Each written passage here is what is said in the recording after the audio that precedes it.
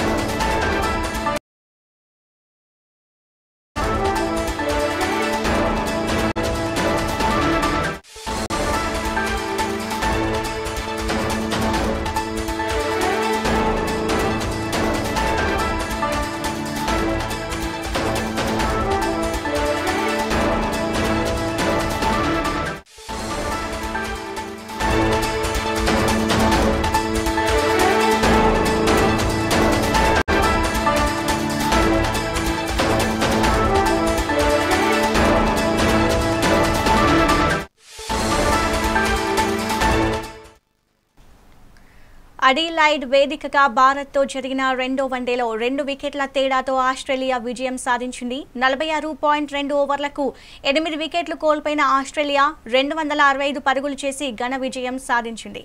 Matthew shorts 74 పరుగులు, Cooper కొనోలీ 61, Mitchell Owen 36 పరుగులు చేసి గెలుపులో కీలక పాత్ర పోషించారు. ఇక భారత్ బౌలర్లలో హర్షదీప్ సింగ్ తో తలో 2 వికెట్లు తీశారు. 3 వన్డేల సిరీస్ లో ఒక మ్యాచ్ మిగిలి ఉండగానే భారత్ సిరీస్ కోల్పోయింది. ఇక చివరి మ్యాచ్ అక్టోబర్ 25న జరగనుంది.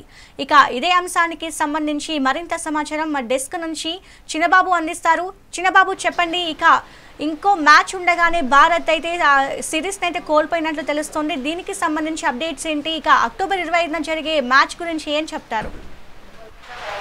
రైట్ సింధు, అడిలైడ్ వేదికగా జరిగినటువంటి ఆసీస్తో జరిగినటువంటి ఈ రెండో వన్డేలో అయితే భారత్ అయితే ఓడిపోయిందని చెప్పాలి. ఈ వరుసగా అంటే ఇంతకుముందు పెర్త్ వేదికగా జరిగినటువంటి ఫస్ట్ వన్డేలో ఓడిపోయింది. అలాగే రెండో వన్డేలో భారత్ పుంజుకుంటుందని ప్రతి ఒక్కరు భావించినప్పటికీ కూడా రెండో వన్డేలో కూడా భారత్ చేతికిల్లపడింది. సో భారత్ పర్ఫార్మెన్స్ ఏమాత్రం కూడా ఆకట్టుకోలేకపోయిందని చెప్పాలి. ఇటు బ్యాటింగ్లో రాణించినప్పటికీ కూడా బౌలింగ్లో మాత్రం విఫలమైందని చెప్పాలి.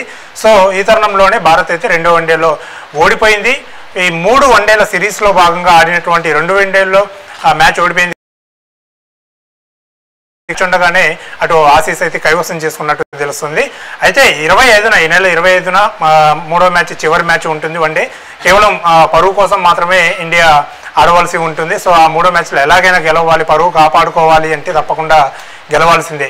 అయితే ఈరోజు జరిగినటువంటి మ్యాచ్ గురించి ఒకసారి మాట్లాడుకుంటే అడిలైడ్ వేదికగా జరిగినటువంటి మ్యాచ్లో టాస్ ఓడింది భారత్. అయితే అటు టాస్ గెలిచింది, ఆసీస్ టాస్ గెలిచి మొదట అయితే బౌలింగ్ తీసుకుంది, బ్యాటింగ్ అయితే భారత్కే ఇచ్చింది. అయితే ఫస్ట్గా ఇంతకుముందే గత 2-3 రోజుల నుంచి కూడా ఇక్కడ అడిలైడ్ వేదికగా జరిగినటువంటి మ్యాచెస్ మనం చూసుకుంటే అక్కడ పిచ్లో ఇంతకుముందు వర్షం పడినట్టు తెలుస్తుంది. యువీ రేస్ వాడి అక్కడ పిచ్ను కాస్త డ్రై చేసినట్టు తెలుస్తుంది అక్కడ. సో అయితే ఆ డ్రై చేయడానికి ప్రయత్నించినప్పటికీ కూడా కాస్త మాయిశ్చరైజేషన్ అయితే అక్కడ ఉన్నది. సో కొంచెం తడిగా ఉన్నప్పటికీ ఆ బాల్ అయితే ఎప్పటికీ కూడా బౌన్స్ అవుతుంది. కొన్నిసార్లు అయితే అటు బౌలర్లు ఒక విధంగా వేస్తే బాల్ ఇంకొక విధంగా పడినటువంటి సందర్భాలు మనం చూసాం మ్యాచ్ మొత్తం కూడా. ముఖ్యంగా ఫస్ట్ పవర్ ప్లేలో అయితే ఫస్ట్ 10 ఓవర్స్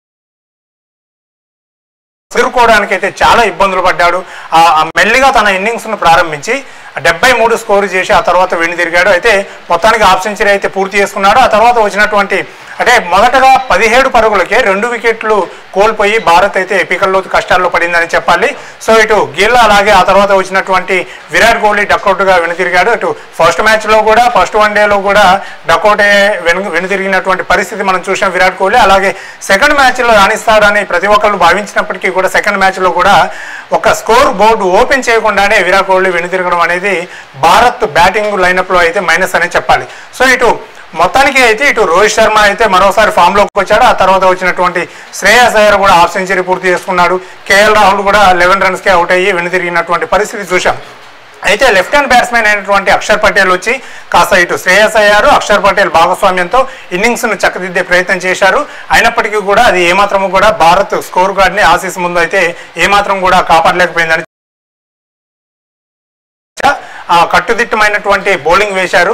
అయితే చివరిలో వచ్చినటువంటి హర్షదీప్ సింగ్ అలాగే హర్షిత్ రాణా వీళ్ళిద్దరు కూడా మంచి స్కోర్ చేశారు. బౌలర్లు అయినప్పటికీ కూడా బ్యాటింగ్లో మంచిగా ఇద్దరు కలిసి కూడా ఒక 30+ రన్స్ అయితే చేశారు. సో ఓవరాల్గా 50 ఓవర్స్కి అయితే 9 వికెట్ల నష్టానికి అయితే 264 పరుగులు భారత్ అయితే ఇటు ఆసీస్ ముందు లక్ష్యాన్ని అయితే ఉంచింది.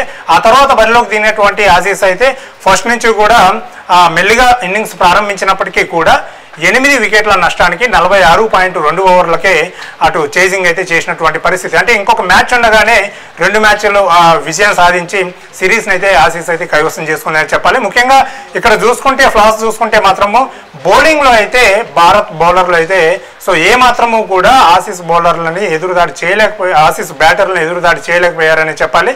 బౌలింగ్లో ఏ మాత్రము కూడా రాణించలేకపోయారు. 8 వికెట్లు తీసినప్పటికీ కూడా ఆసీస్ విజయానికి బ్రేకులు అయితే వేయలేకపోయినటువంటి పరిస్థితి మనం చూసాం. ఇక్కడ చూసుకుంటే అక్షర్ పటేల్ అలాగే హర్షదీప్ సింగ్ వాళ్ళు చెరో వికెట్ తీసినప్పటికీ